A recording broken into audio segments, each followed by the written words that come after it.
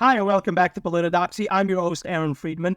Today I have the pleasure of talking with Ryan Fournier, who is the chairman of Students for Trump. Ryan, how are you doing? I'm doing good, man. I'm doing good. We're on the path to victory here. We're 99 days away from winning this election, so we've got to keep our heads down and keep fighting. Yes, absolutely. It is. The energy is real. Even though in New York, we're now seeing even a shift from New York to be more red. New York is not really supposed to be this red. And to think that Lee Zeldin maxed it out, no, we're maxing it out even more than just what Lee Zeldin has been doing. So, he got the ball rolling. So that's nice to see it. Also in California, I've seen some shifts to the red. Not that we're winning these states, but it's nice to see the shifts and the trends are nice to see. And a lot of it is also from young people, especially young men, which we desperately need in this country. Not young boys, young men. That is something that we really need to straighten this country out. So you are the chairman of the Students for Trump, and you have a lot of experience with talking with Gen Z, younger voters, getting them excited to go out and vote, and especially on getting them excited for politics. And I know a lot of people don't really like politics because, that is political. I don't really want to get busy with that stuff. I saw a meme, actually, that said, oh, you don't like politics, so what do you freaking like? Effing Legos? Like, what the hell are you even doing? Politics it stems from the Greek word polis, which is for the public, which means which concerns the public. And if you say, I'm not interested in politics, what you're saying is that you're an idiot. And I really mean it, because in Greek, that word means somebody who's not concerned for the public or public concerns. So you are a literal idiot by Greek definition, and which means that you're not really interested in who controls the economy, who controls the flow of information, who controls your daily life, who controls the gas, who controls all the other things. I'm not interested. I'm an idiot. I'm just going to leave it up to certain people. That's why it's very important to get people in politics. And you have a lot of experience on that front. So I would like to know, how do we get more people to be more interested? What is the main driver for getting people interested, especially young men? But of course, I don't discriminate. We get young women as well involved, because we need every vote counts. We get them involved as well. So what could we do to maximize our margins on getting people interested in politics, especially in conservative politics? Well, Mr. Breitbart said it best, politics is downstream of culture. And, he was never more right in his life at the time when he said that, because, we've seen that tonight with Kamala Harris. She's bringing Megan Thee Stallion on stage, trying to whip up that black vote. And, I always say this joke, the only time you ever see Kamala is when it's time to do just that. But one of the key things that I always tell people is you don't want to talk down to the students, right? You don't want to act like you're on some mantle and you're big and bad and you've got an ego and you're full of greed. That's not what they want. They want you to talk to them at eye level. They want you to be on their level and understand sort of where they're coming from and where they're going. And one of the biggest concerns a lot of them see, we saw what happened with Laken Riley. We saw at her university, the vigil, where, thousands and thousands and thousands of students showed up, in support of this girl who was murdered by an illegal immigrant. So now that is on the radar of young people, feeling safe in their communities, being able to go on a walk or a jog at night and not being, raped, murdered, or killed, right? That's one big thing. Another big thing is the job prosperity, wage growth, coming out of college and being able to have opportunity, sort of the same opportunity that their parents had or their grandparents had. I know so many people who I graduated with in 2019 who are still renting, and I'm blessed that I was able to buy a house at the age of 27. But you have so many other people in that spot where they can't even buy a house now. It's going to be, take them probably till their 30s, mid 30s, some of them in their 40s, depending on what career they have, to be able to even afford that, and to be able to, have a good life at that standard. So, that's another piece.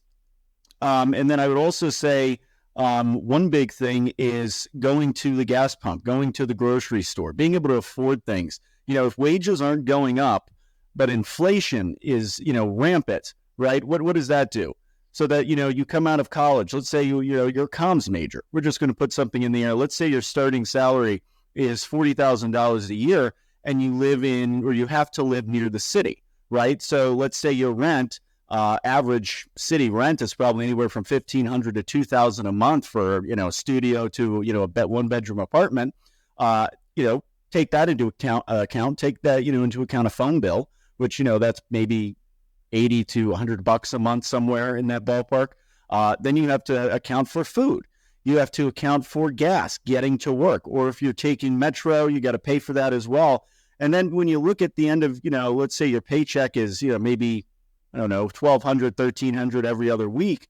Look how much money is being taken out of that just trying to live. And you see a lot of TikTok videos like that out there from young people who, and some of them really shouldn't be complaining, but some of them really have one out there, have gotten a job, and, they're working, a lot of hours a week, and they're not making that much money. And they're also complaining about, how much, how expensive things are.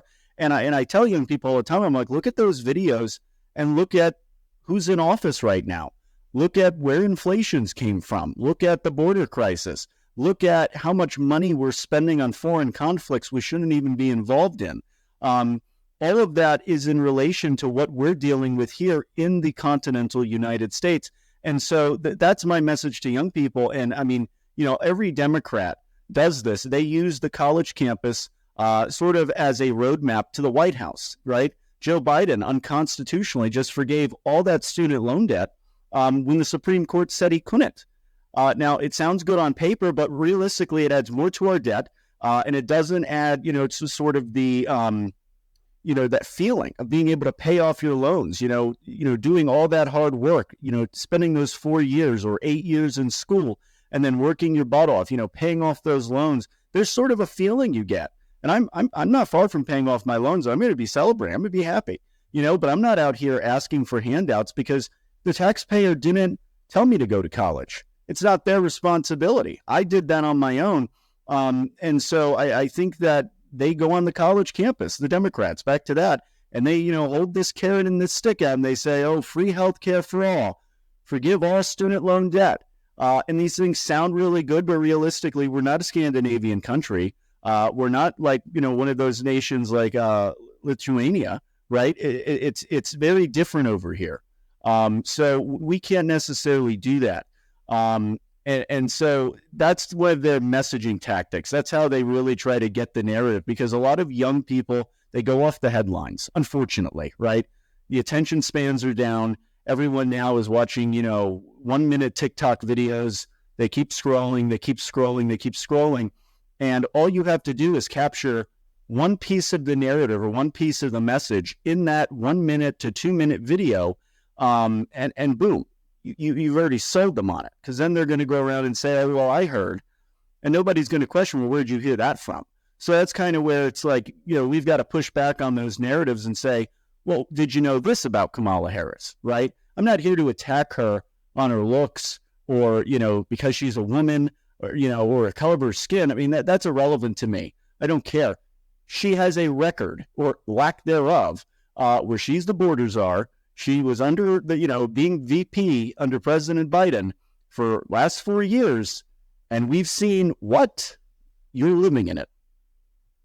Exactly. And I think that is the most important thing that you could be pointing out to the younger voters. And this is, by the way, what Democrats, I think, have been. Actually, they position themselves much more better than with Joe Biden, but because with Kamala Harris, they've got no energy. She has more energy, although you can see still the word salads still exist between both of the candidates, because we can see that very well. But the difference is Joe Biden, he doesn't know what he's talking about. Meanwhile, Kamala Harris, she should know, but she still has trouble speaking for some reason.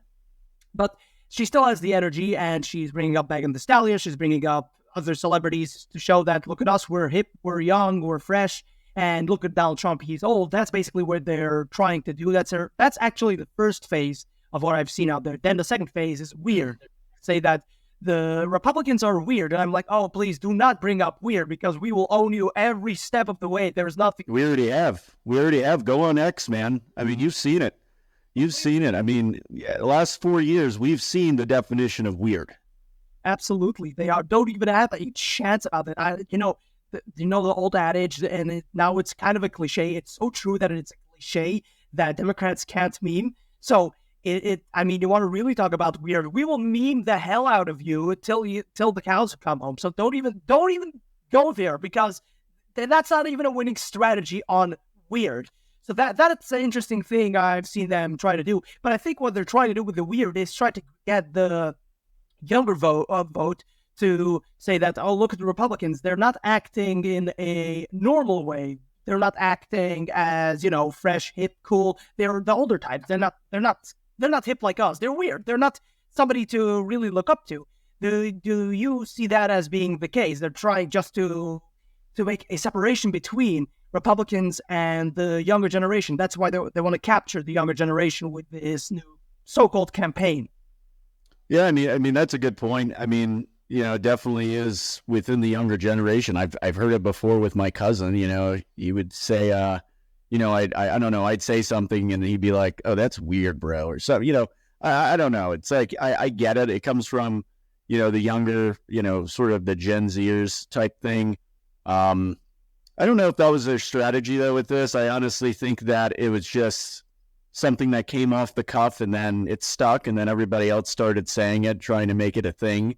But I think it really backfired, especially if you see what we've seen. I would have to say that I don't really think that it's something that just stuck. This is straight from the mouthpieces, straight to the mouthpieces, because you could see that every time they get this new word that they have to repeat, and they all repeat it infinitum together. It's basically the meme of all the NPCs together saying the current thing. It's literally that. It's not like somebody saying the concept of the word, like weird, cringe, like different varieties of the same aspect. They're just saying the same word because that's what they got. Now you got to say this one word, and they all go in infinitum, repeatedly say it. So they definitely got marching orders. So they're literally the NPC meme. So that goes to show, if you want to be, again, I think you and I could agree on this. I think the best message that conservatives could say towards younger voters, if you want to be hip, you want to be cool, you want to be the interesting, then do not follow the Democrats. Do not follow the establishment. Go build a family. That is counterculture right now. Building a family, building a structural, well-functioning, off the meds, off the grid, if you want to take it that far, but take all natural water, no fluoride, do all the interesting things. That is counterculture. Don't live in the city. All these kinds of things. That is counterculture. No, get away from consumerism. You live a spiritual life. I mean, that's kind of like what the hippies did in the 1960s, except they were wrong. But now you have it with the conservatives. Go spiritual, go Christian, go Judaism, go Western religion, go do that. In the spiritual aspect, go anti-consumerism and start buying local. It's kind of hippie-ish, but it's also healthier. So I think the conservatives, if they grab onto that, I think that they have a much of a better chance of getting the youth, because the youth always wants to rebel. Do you think that is a viable option for conservatives? I mean, that's something that everybody, that I know, Jack Poso, even Laura Loomer, I mean, everybody's been kind of pushing this for years. I just think what it comes down to, it really is that, a lot of times conservatives take the higher ground on these types of things. Not really what you just said, but like sort of on what the Democrats say, the attacks, the rhetoric, and they really don't fight back in sort of the way that I wish they would. And I've sort of changed my strategy on that. I mean, I really just don't care anymore in terms of that. Like I will, I'm unfiltered now. We'll just say that I'm a lot different than I once was when it came to getting a message out there, trying to fight against the narrative. But I mean, you're 100% right. I mean, the nuclear family, getting into religion, going to church, starting a family, building a career, focusing on, being able to juggle both. Sometimes it's hard, it's impossible, but you learn time management. I mean, there's a lot of aspects to life, and I really don't want to tell somebody how to exactly live your life, but I mean, there's a limit with some people when they try to force it on you. And that's the one thing that I despise about the Democrats and the left is, for years, if you don't agree with the drag shows and transgenderism and the puberty blockers and the grooming, you're transphobic, right? And then they push that on you, or they say all of these icks, right?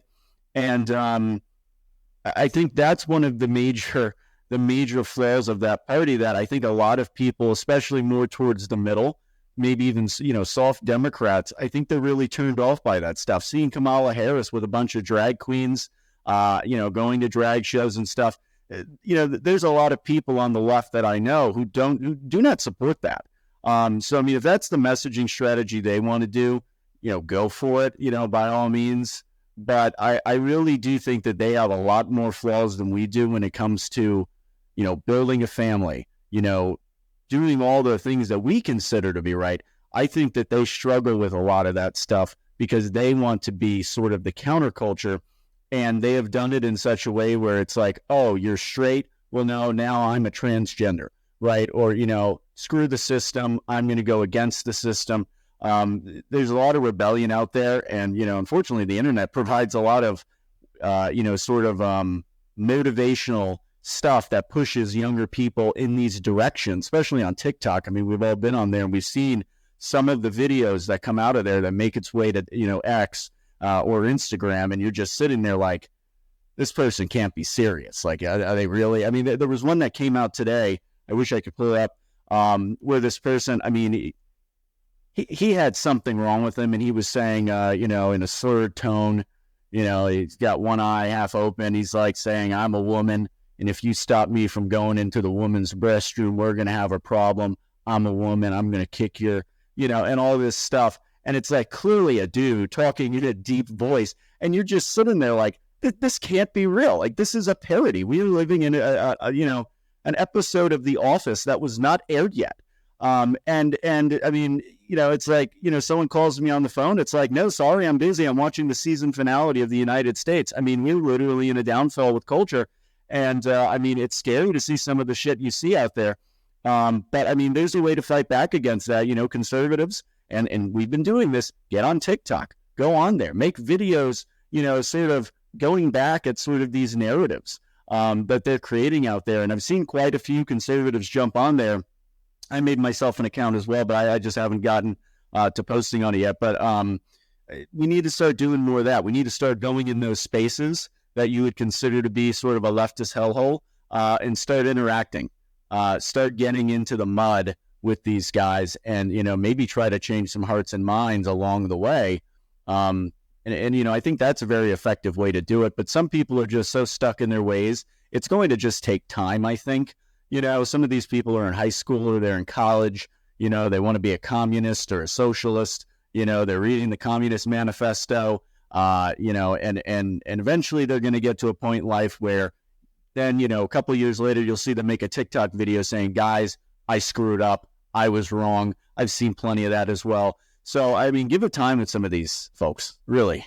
Yeah, it's interesting that you bring it up because I just actually saw a video of one of the guy saying, I have a message for you, Trump supporters, you MAGA people. I'm sorry. So he made it seem as though he's going to now try to attack Trump supporters, but then he said, I'm sorry, you guys were right. And then he went into the apology and he explained himself, said, this is what I believe now. I see that you guys were right. And I wish to join the club, and basically everybody is like, welcome. Everybody welcome the guy. They're like, yeah, welcome to the club. We love you. We want you here. You're welcome. Nobody's going to fight you. Nobody's going to attack you. We all understand. We get it. A lot of the people, they were lied to by the media themselves, and they understand it. So, yeah, I mean, conservatives will welcome you if you want to join. If you want to join us just for this once, because you see how terrible Biden was, and you see how terrible Kamala Harris is going to be. I mean, well, it's like that kid. I don't know if you saw that one video where, I mean, this kid is, he wore two shirts, right? His first shirt was like a Biden Harris, and then under that he had a MAGA shirt. And I think maybe the first rally he went to was wearing the Trump shirt. Going to the Harris rally wearing the Trump shirt. And I mean, the vitriol. I mean, the vitriol against him for wearing that shirt. I mean, they were so unaccepting. So mean, so angry.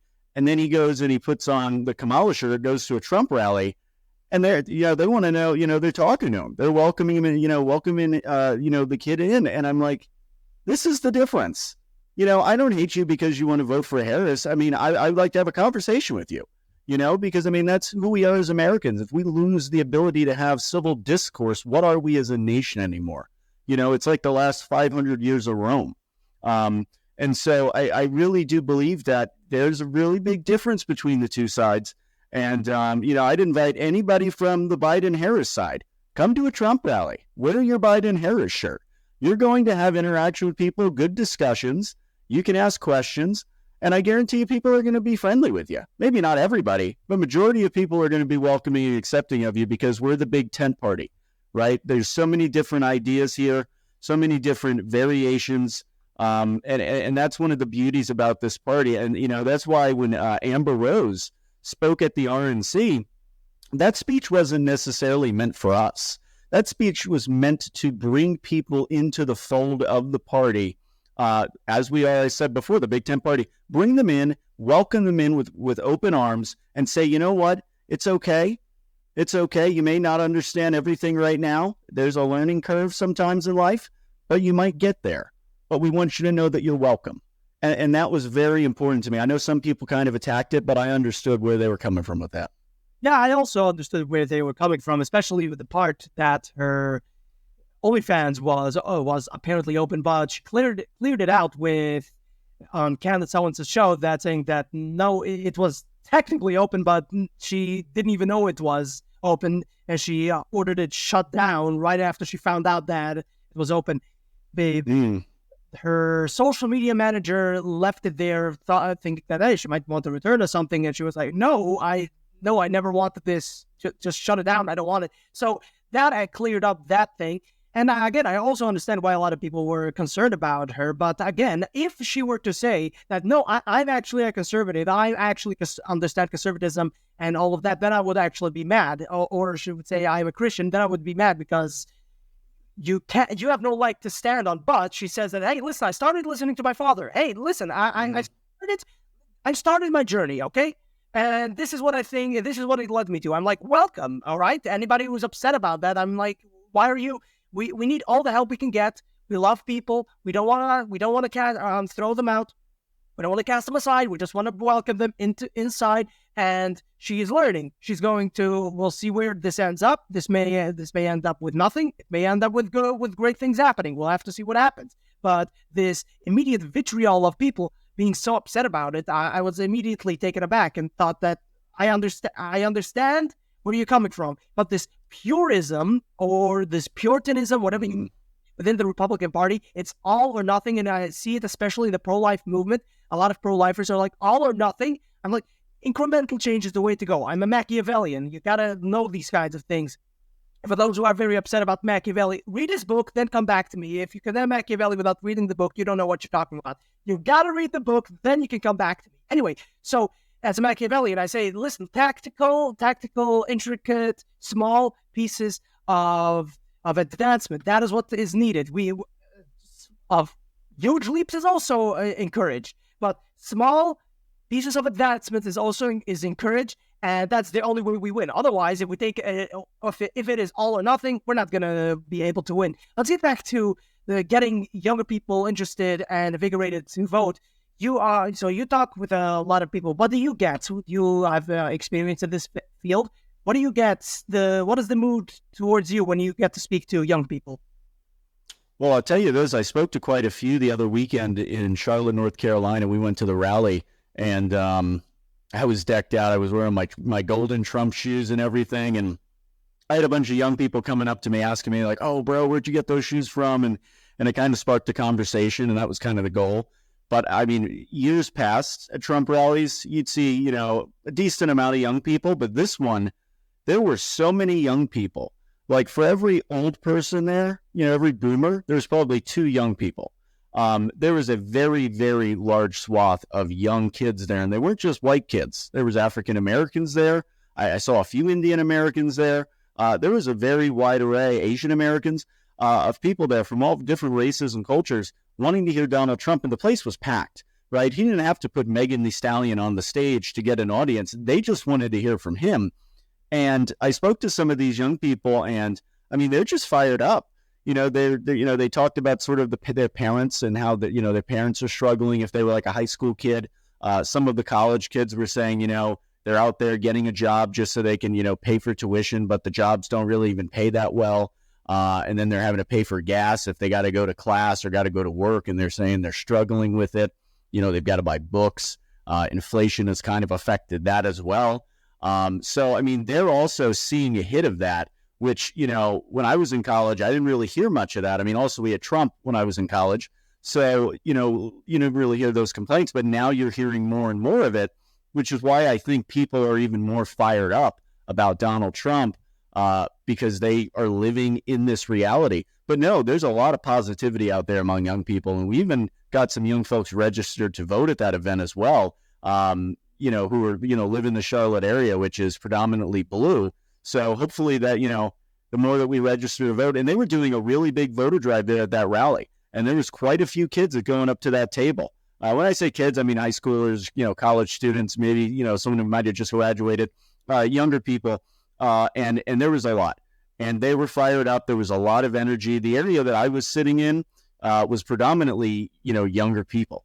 And so when Donald Trump came on stage, they were holding up the MAGA signs, holding their phones out. They were like, Trump, Trump, Trump. So, I mean, the energy is there. And I just don't get that from, I was watching a little bit of the Kamala rally, and I mean, people were just sitting there, the political speakers came out and they're just sitting there like, cool, cool, cool. And then Megan Thee Stallion comes out and they're like, woo! So, I mean, there's clearly a reason why they were there, and Donald Trump doesn't need that reason. So that's the clear difference. And I think the energy right now, and we're going to see this because Students for Trump is going to be doing tailgates in the fall. We're going to be going down to Georgia. We're going to be going down to Florida. We're going to do some in North Carolina. We're going to go up to Michigan. We're going to be doing some tailgates, some voter registration, going out there with the students, having a good time, watching a football game, and really just getting on that level. We can't just sit on Twitter all day and expect them to see that. We have to go there onto the grounds, into the grassroots, and get them registered to vote. If they want to volunteer, connect them with the right organizations, whether that be Turning Point or the official campaign, or even Early Vote Action is doing stuff with Scott Pressler. So, I mean, it really just takes us going out and doing the work. I mean, because that's how Obama won. I mean, he was going to the college campuses. He was creating activist units out of college students. So, I mean, if we follow that sort of strategy, I think we're going to be, fine. But again, I don't want complacency. And I think everyone who listens to this podcast should also know that complacency is what leads to demise. And I think that for us, we need to keep our heads down, keep fighting, doing the door knocking, whether that be, older folks if they want to do it, younger folks, most definitely we need your support. Going out there doing phone banking, door knocking, goodness gracious, going out tailgates, registering voters. I mean, there's so many things that we could be doing, with some of the free time we have over the summer. We could be doing a lot right now to help reelect Donald Trump and save this country. Exactly. So it's good to hear that that you're actually active, going around making sure that people are also registered. So that's something that I think Scott Pressler has been doing a very good, fine job. There's some other people that has been mentioning, giving some shout outs. I myself have registered about 200 people here in New York. So we're getting a wow, that's impressive, man. Congrats. It's give or take maybe 195, maybe 180, somewhere in that area. Still good. It's still good. Yeah. So I'll tell you a story. Listen, and this is for the younger guys who are listening. Let me give you a story. A real quick story is that my neighbor actually was not registered to vote. He just turned 18. When was this? About a year ago or so. I told him, hey, you turned 18, so let's get you registered to vote. He's a little younger than I am. So I told him, let's get you registered. He said, okay, yeah, sure. I'll get registered to vote. So I asked him every week, for 3 or so weeks, I asked him, are you registered? He said, not yet, not yet, not yet. So I decided, you know what, I'm going to take matters into my own hands. I saw him coming down the block. So I quickly ran up, printed out a registration form, ran down, caught him at the door, and told him, here you go, here's the registration. And that day, he was registered to vote. And now he is. I'm a no-nonsense guy. I get stuff done immediately if I can. So this is the kind of energy that people need to be doing. Go out there if you can. Go register people. It's not that hard. Although I do understand if some people might find it quite hard. I don't know, there may be some laws in New York. It's just easy as just giving somebody a registration, as long as it's not for money and anything like that. You could just give them a registration and they fill it out on their own terms. I think that is perfectly fine. Oh, and also, as a matter of fact, and this goes for other people who are concerned about registering Democrats. I've also registered certain Democrats, but for the record, I want to make sure that you guys understand that they're only Democrats by name. They're dinos, Democrats in name only, because they live in the city of New York and they want to be able to vote in the primaries. So to vote for the most right-wing Democrat, and then in the general, they vote for the Republican. But because New York City is a cesspool of Democrat politics, so they have no choice but to register Democrats in order for them to pull the party more right-wing. So for guys who are concerned about that, that is also a tactic that you might consider. You might be registered Democrat, but then you vote Republican every time because, you know, if you live in such a state or such a city, sometimes you gotta play by the politics rules. So that is a neat little trick that you guys can do. Also, so this is the kind of energy we need. We need to be able to so-called subvert the Democratic Party from time to time. Of course, legally. I'm not talking illegally. I'm talking legally speaking. Subvert them, turning them more right-wing, pulling the party more to the right, because the overtone window is shifted far to the left. And this is why, and this I want to get your response to this, is why we see men now becoming much more conservative. Boys are becoming much more conservative, from Gen Z, even Gen Alpha, although Gen Alpha with the skibbity toilet stuff, I gotta ask you, what the hell are you doing? But we're seeing that we're turning much more conservative men. Meanwhile, women are turning much more liberal. What is the connection there? Do you have any idea on what is the problem there? Well, I think for the men, I think toxic masculinity has been a conversation where people say that that's bad, and kids are getting attacked for that now. You know, my cousin told me when he was here a couple weeks ago, he said that there's a kid in his school who dresses up like a kitty cat. And he's a boy, but he dresses up like a cat, wears a tail, wears ears and all that stuff, sometimes wears a dress. And he says that there's like a club at the school where they dress up like animals. And they're predominantly boys. There's a few girls in there. And the school allows that. And I think that you have, you know, strong dads, right? The older generation who hear about this stuff, right? And they're, you know, kind of pushing their kids in a different direction. And their kids are also questioning this because this is not the stuff that they grew up around. This is not what they're used to seeing.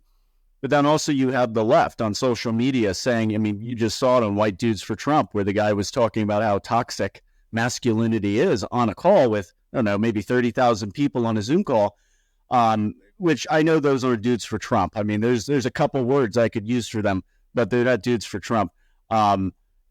I think that plays a big part into it. I think your upbringing plays a big part into it. Majority of people know that a man is a man and a woman is a woman, and men are, you know, predominantly, they're definitely going to be stronger than a woman. Women have their skills, but men are definitely, you know, more agile in ways, are able to bodybuild easier. I mean, there's so many different things, you know, between the two bodies. We don't have to get into that because that's a whole nother discussion.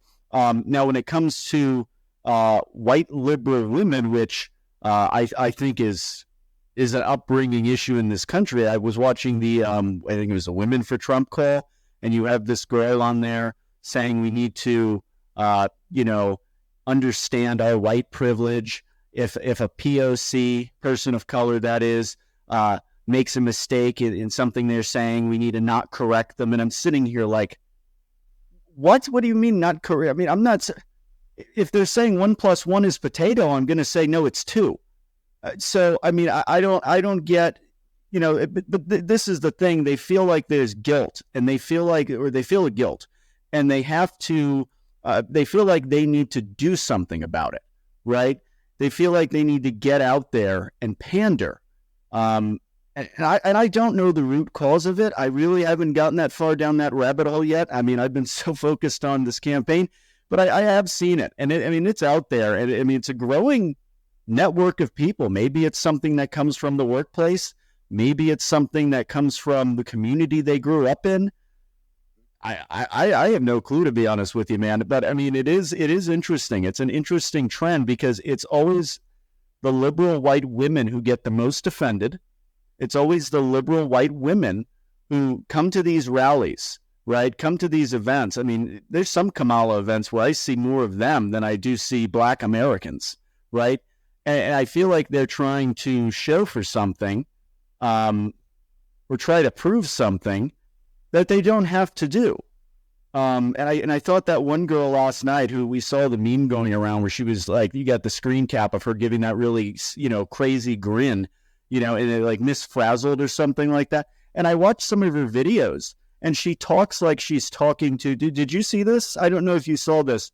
Well, Look at Miss Frazzled, like MRSS, and then it's like Frazzle, Farzzzled. And in some of her videos, it's like her talking like she's talking to a child, but she's trying to explain a political issue where she's like, these are protected lands. It's a no-no. We're not going to use them anymore, or something like that. And I'm like sitting here like, what? How did these people get famous? I mean, who the hell watches this?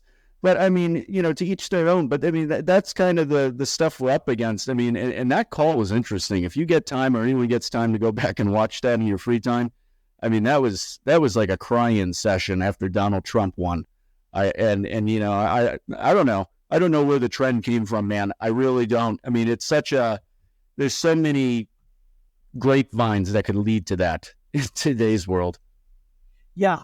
For the point that you made about white privilege, I would like to just say, for those who are so concerned, you said that this was a conservative woman who was talking about white privilege? No, this was like Women for Kamala.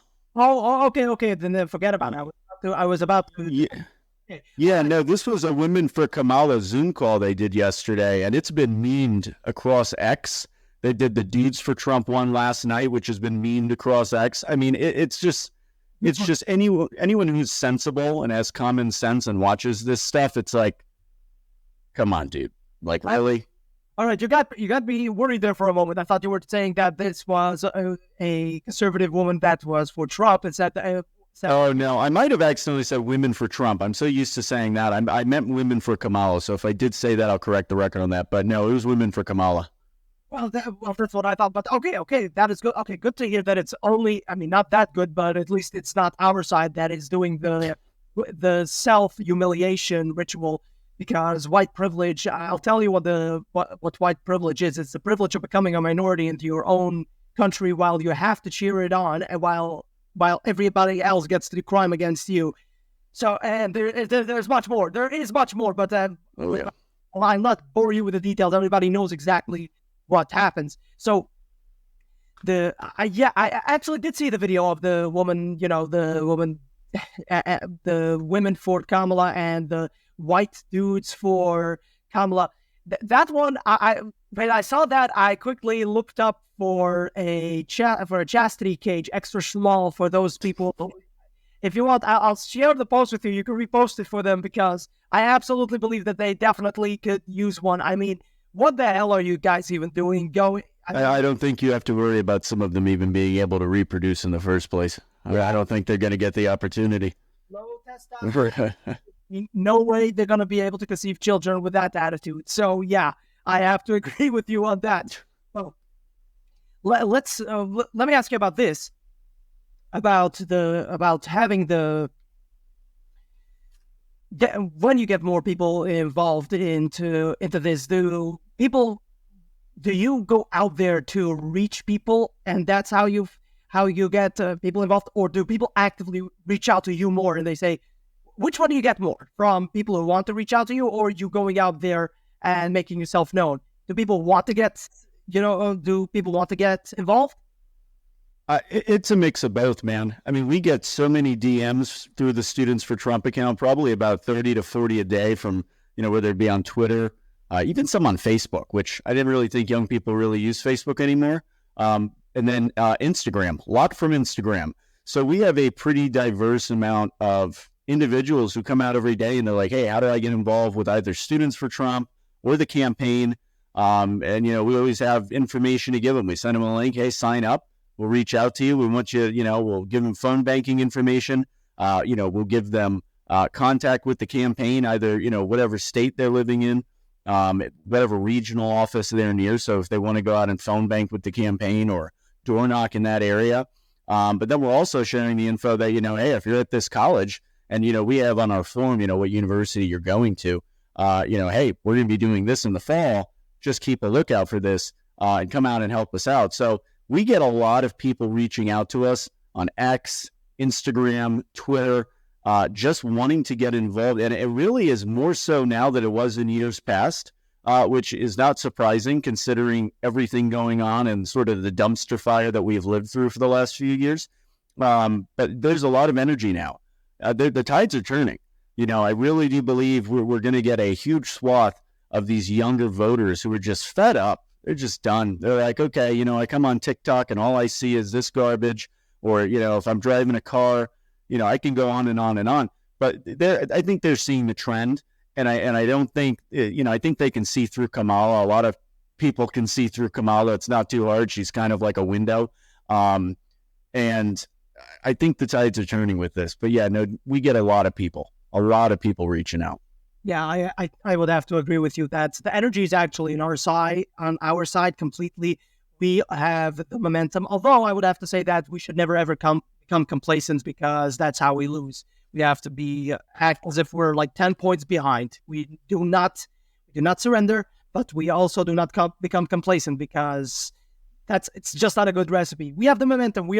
I think that we're going to win. And for those who are, I just have some words of encouragement for those who are distraught about Kamala Harris now having new energy brought into the campaign.